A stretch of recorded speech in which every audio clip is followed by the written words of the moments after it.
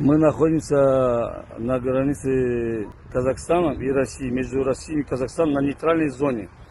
Граница со стороны России называется Сагарчин.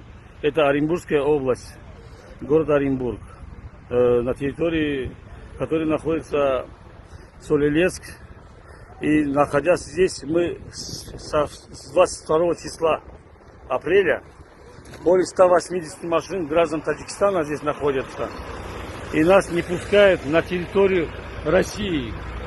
Когда мы спрашиваем их, почему нас вы не разрешаете заезжать на территорию России, говорят, у нас система не работает. Будьте добры, покиньте нейтральную зону, идите в сторону Казахстана.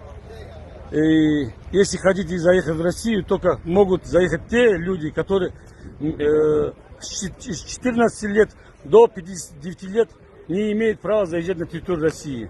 Младший 14, пожалуйста, заходите, заезжайте в Россию.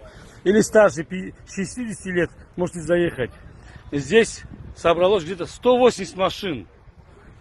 И все граждане Таджикистана, все граждане, другие граждане Казахстана, Киргизстана, Узбекистана, России смело заезжают. Вот, пожалуйста, машины заезжают, их пускают.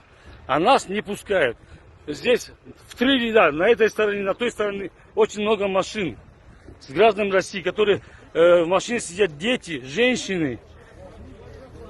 И не дают никакого объяснительного, как говорится, не дают никакого информации, чтобы мы можем заехать или не можем заехать. За 1,5 суток всего лишь проехало 12 машин. С 22 числа по сегодняшний день, по нынешнему времени, всего лишь заехало 12 машин. И вот дети не знают, где нужду исправить, женщины то же самое. Нас не пускают даже элементарно в туалет куда-то. Или пойти в магазин что-то купить. Заходя, мы хотим уехать, например, в Казахстан. Казахстан нам говорит, дайте нам акт, от чего вас Россия не пускает. Вот это все граждане Таджикистана, все. И мы хотим узнать причину, почему нас не пускают.